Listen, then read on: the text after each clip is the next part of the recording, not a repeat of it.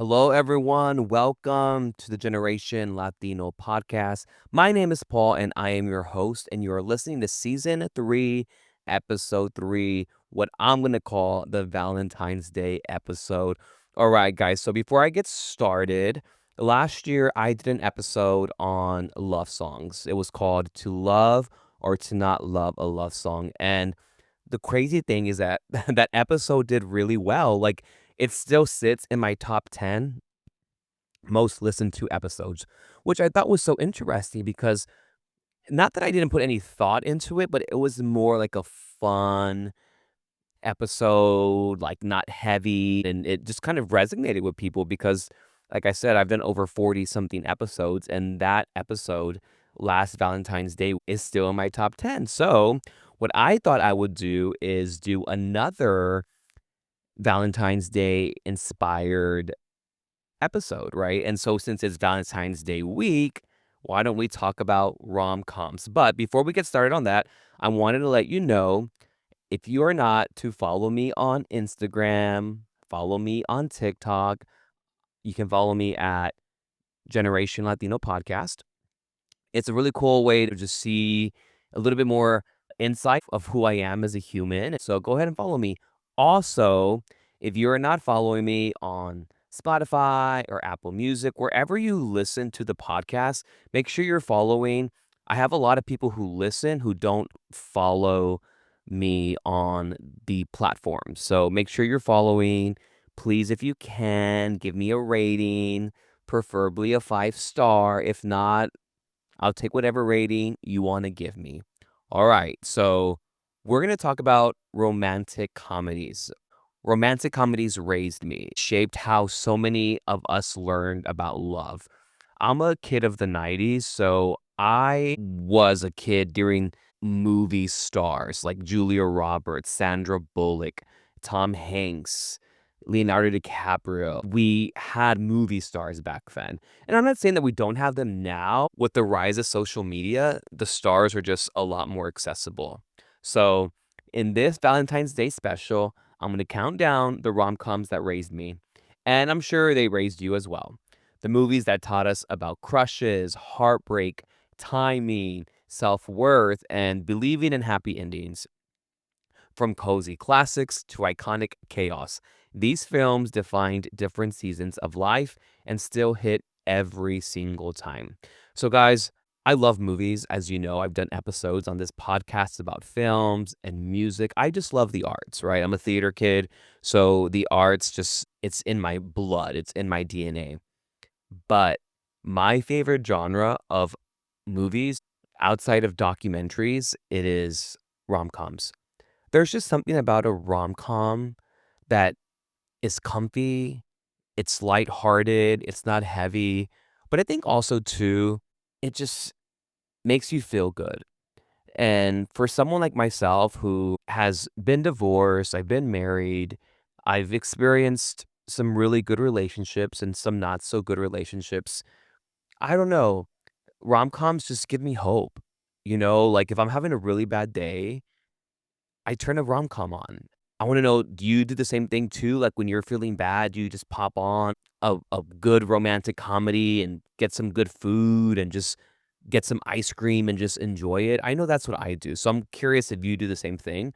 I know a lot of my girlfriends, we do that together, like, we'll watch, like, a batch of rom-coms and just enjoy life, and I think also too, with romantic comedies, I think that they've kind of put this expectation of what love is, so which is kind of not the greatest thing sometimes. I know for me, I'm like, that's not the way it's supposed to be. So whether you're celebrating Valentine's Day with someone special, your friends, or yourself, this episode is a love letter to nostalgia, laughter, and the movies we'll never stop watching. So I really hope you enjoy this episode. The rom-coms that raised me, a Valentine's Day special.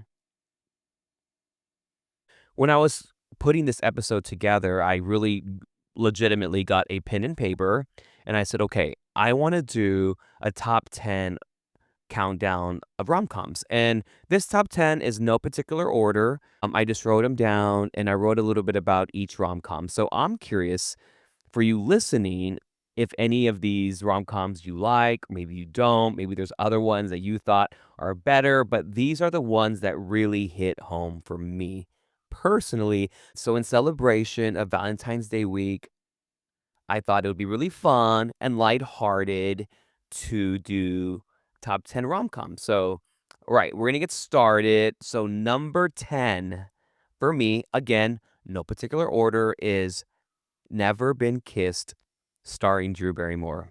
All right, so first of all, this movie was traumatizing and comforting at the same time. Drew Barrymore was awkward, insecure. She gave hopeful energy that a lot of us related to early in life. The reason why I love this movie, not just because it's Drew Barrymore, but I think a lot of us related to Josie, the character that Drew plays. Awkward, loser, not feeling good enough, not feeling like you're popular, not feeling like you fit in. I really related to Josie, and I think that a lot of people did too, and it was nice to see her kind of find herself in the movie, because it gave her a second chance, and it helped heal her childhood. You saw her glow up, and I don't know, I just love this film, and I remember watching it. I think I was, like, in the 5th grade, and I remember loving every single part of it, and the best scene for me in the movie is, well, I wouldn't say the best scene. The scene that really hits me is when they're doing a flashback scene, and she's going back to her senior year, and she's going out the door, and the guy's coming up in the limo, and then what she thinks is that he's giving her a flower, and he ends up throwing eggs at her. And then the Madonna song plays, Like a Prayer. Oh my god, it gets me every single time when she runs to the back of the house after that. But, oh my god, at the end, when she writes the article in the paper, the teacher, all that. Now, I won't dive too much into, like, that relationship, like, the teacher and the student, because I don't think that aged well, but outside of that, I think it's a beautiful film, and I'm curious to what you think about that movie as well. Alright, so number 9, again, no particular order, is 27 Dresses, starring Katherine Heigl. I love this movie. This movie is for anyone who has always been that supportive friend, the one who shows up, the one who says yes, the one who puts all their friends first.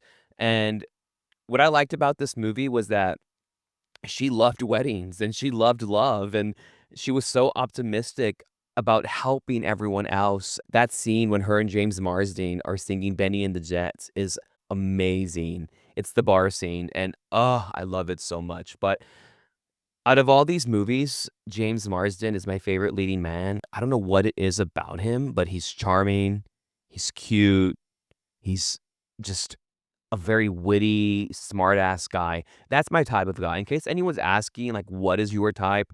That is my type. So yeah, 27 Dresses. I know a lot of people don't know about it or they don't really talk about it much, but I love this movie.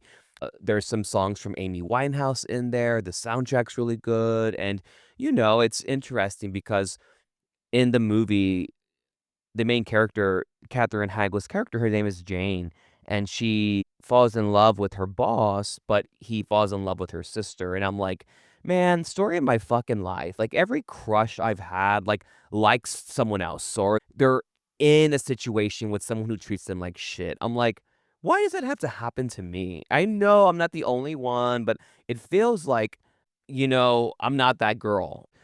Number 8.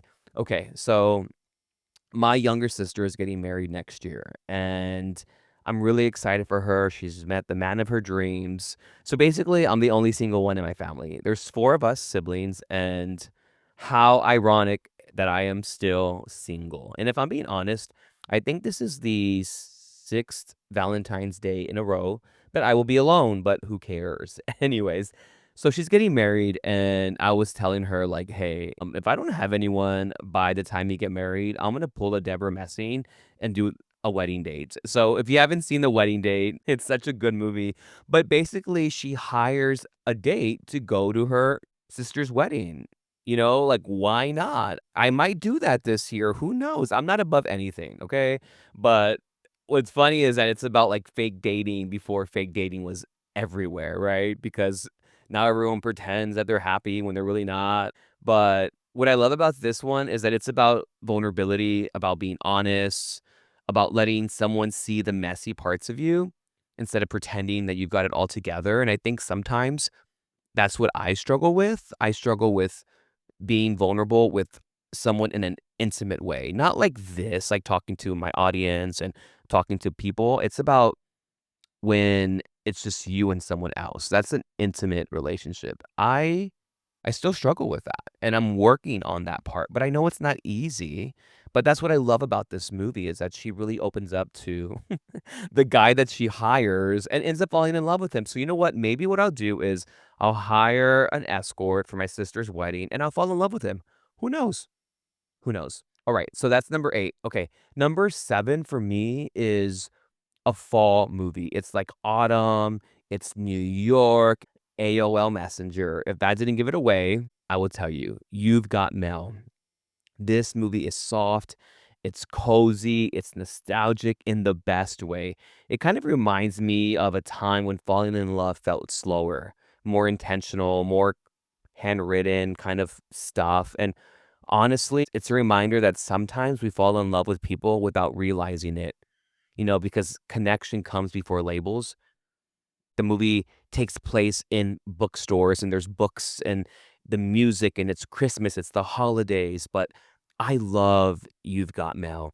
Every time it's like the first day of fall where it feels like fall, I put on that movie, and that opening sequence with the Cranberries' Dreams, that song Dreams comes on, oh, and they're walking through New York, it's Meg Ryan, Tom Hanks, oh my god, and this was, like, the beginning stages of online dating, like, they met in a AOL chat, now it's, like, Tinder and Hinge and what's the OkCupid and Farmers Only, I mean, there's, like, Christian Mingle, there's, like, a million online dating apps. Back in that day, in the '90s, it was, like, AOL, and that was it. So, yeah, I love that movie, it reminds me of fall, so, yeah, that's number 7.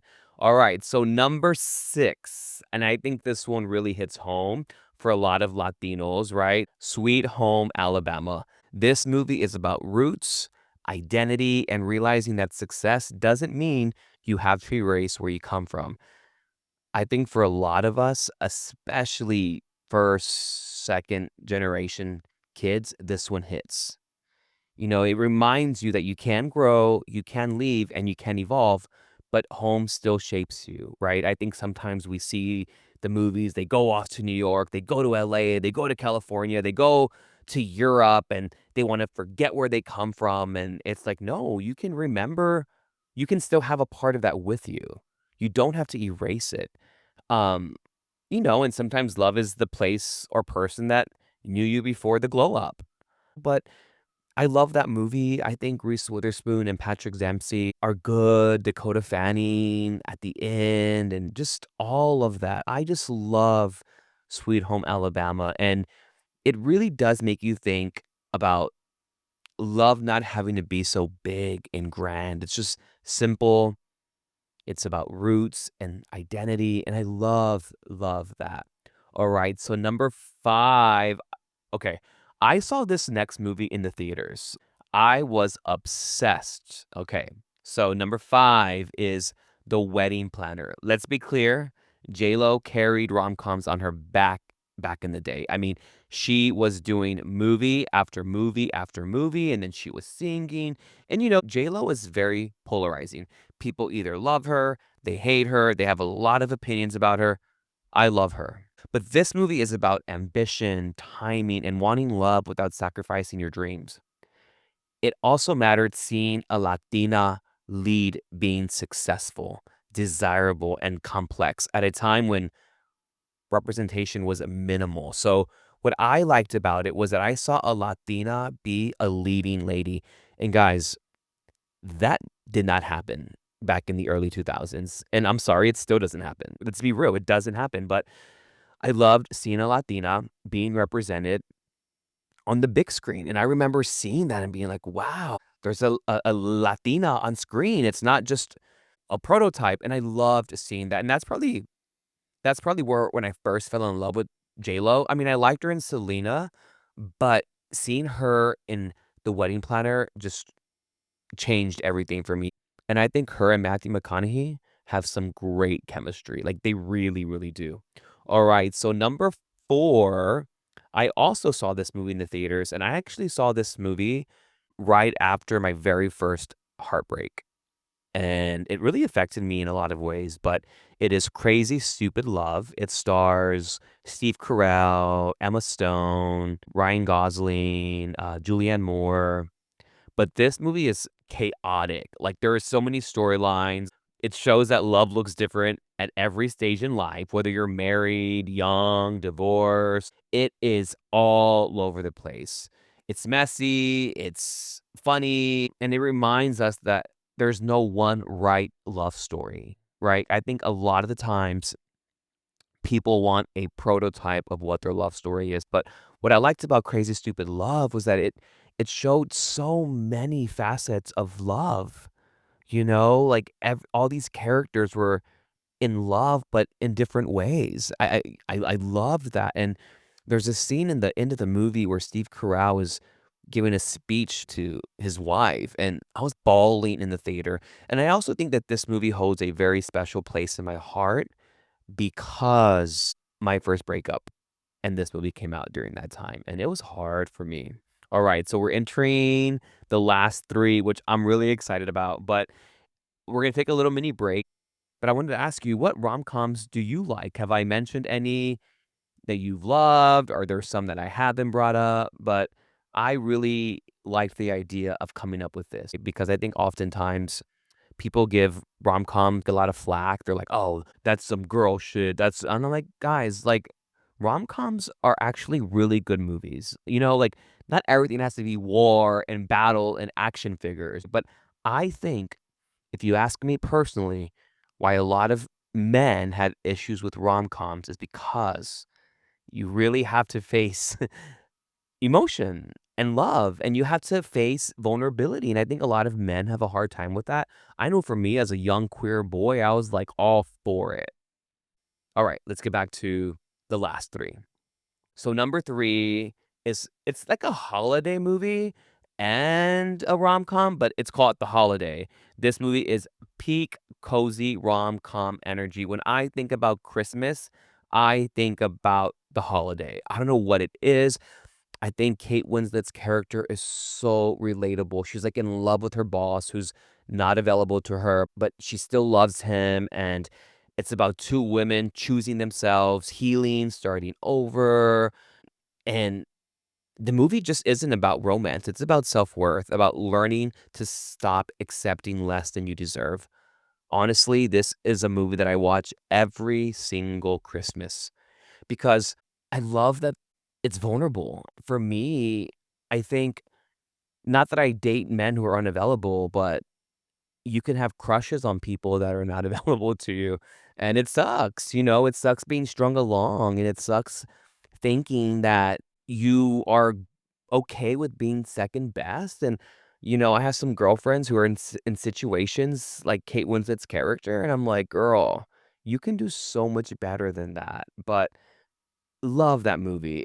Again, it's not, like, the most popular movie, but it's such a good classic for me.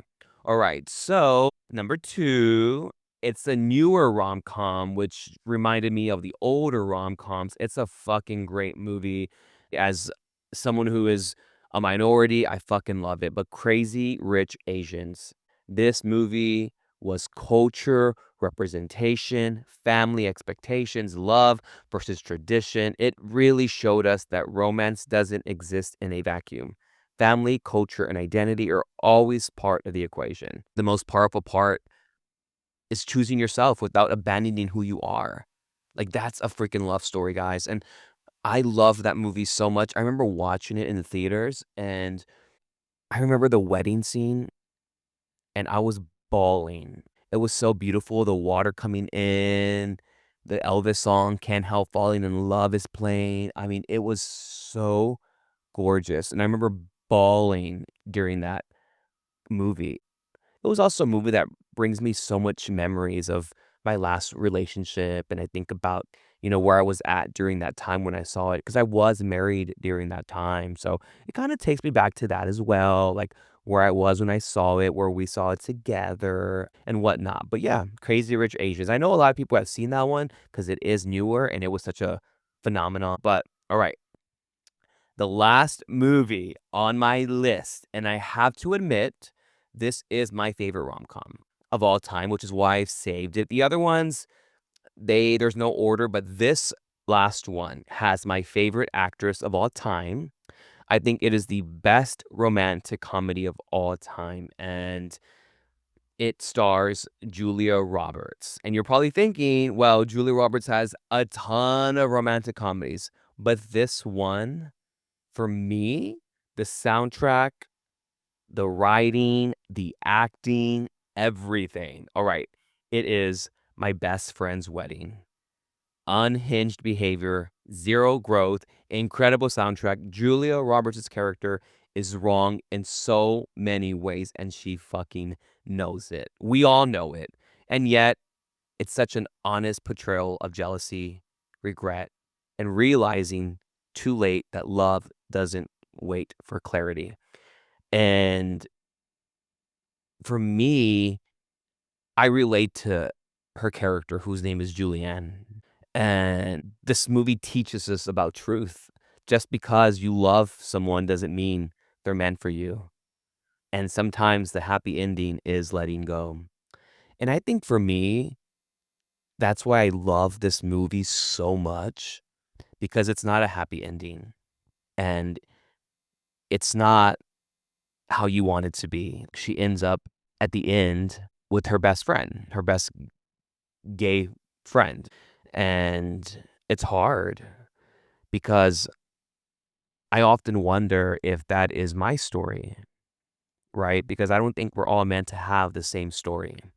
I don't think everyone's meant to have a romantic happily ever after. I do believe that everyone can have a happily ever after, but I don't believe that everyone is meant to have someone and it be their happily ever after. Like, I really believe in the quote, "It's better to have loved and lost than to never have loved at all." And sometimes I wonder, and this is me just being very vulnerable with you, sometimes I wonder if that's my love story. I've been married, I've loved, and maybe that's it. Like, maybe I've experienced it. I experienced love, I experienced a partnership and all of that, and I don't regret any of that. It was a beautiful marriage. It just didn't work out. And I'm okay with that. But that's why I like My Best Friend's Wedding, because she doesn't end up with anyone romantically. Yeah, her friend's there, but she doesn't get the guy. She has a career, which is great, but she didn't end up with the guy. So, I don't know, that story's always resonated with me. The character of Julianne has always resonated with me too. Career driven, just moving forward quickly, and then you realize, like, "Oh, shit," like, when she finally slows down a little bit, she realizes, like, "Oh, shit, that was the guy that I wanted to spend the rest of my life with," but because she was so consumed with everything else in life, it didn't happen. So I think that that's some people's story, and if I'm being honest, it might be mine. And I'm not trying to be all like, "Boo-hoo, woe is me," but I think that's also some people's story. Like, I don't think everyone has a happily ever after romantic situation. I don't think so. And it's not being bitter, like I said, I just don't think that is for everyone. But I love that movie, and I was gonna ask you all, what plans do y'all have for Valentine's Day? Like, are y'all gonna go out? Do you have, like, a partner, a situationship? Are you gonna spend it with your dog? Are you gonna spend it with, who else? A family member? But for me, I'm gonna spend it probably with myself, my dog, but I was gonna tell y'all, I watched this show called Heated Rivalry on HBO, and I know it's been out since November, but man, that show was so good, and I keep like, talking about it because it was such a powerful show. It's about this gay relationship, if you will, and the obstacles that, gay men go through trying to date and discover each other and discover life, but such a great show. Like, I was bawling watching it, and I was like, "Oh my god." But what I will say is that it gave me a lot of hope in dating, and if you're out there and you're single like me, don't give up on dating, right? Like, still date with intention, just don't date anyone, like, just don't give yourself up. Be intentional when you're dating, and I get it, it sucks being single on Valentine's Day and the week of, everyone's talking about it, but just embrace yourself. Do something for you. For me, like I said, this is my 6th year in a row being single on Valentine's Day, and that's fine. Maybe next year I'll have someone, but no, I'm not gonna fixate on it, but I do love the idea of love, and I do love the idea of romance, and which is why I wanted to do this episode on romantic comedies because I think no matter what happens, no matter how dark life can get and how blue it can get and breakups and all of that, you still need to find joy. And for me, I think romantic comedies do that for people. They do it for me, so I'm sure they do it for you as well. But anyways, guys, I really hope that you have a great Valentine's Day week. And then again, Valentine's Day is on a Saturday this year, so that's exciting. But whatever you do, just remember to bring joy into your life. It's very dark times right now, and it's very gloomy in the world, but find joy, find positivity, put in a good rom-com. But yeah, so did you like these rom-coms? Did you think of some that you would have put in yourself or what? I know there are so many, guys, and even to, like, narrow down the list to 10, that was not easy, but I just wanted to have a light-hearted episode and talk to you all about Valentine's Day and the week and love and romance and movies and all of that. But anyways, once again, if you haven't, follow me on Instagram, follow me on TikTok at Generation Latino Podcast. Also, make sure you're subscribed, whether you're on Spotify, Apple Podcasts, Amazon Music, iHeartRadio. Make sure that you are subscribed. It really helps. It's just so nice to see the audience continuing to grow. And please share this with anyone who is single and lonely. Share them this episode or any of my past episodes. But, anyways, guys, I hope you have a fabulous, great, amazing Valentine's Day, and I will see you on the next episode. Love you guys. Bye.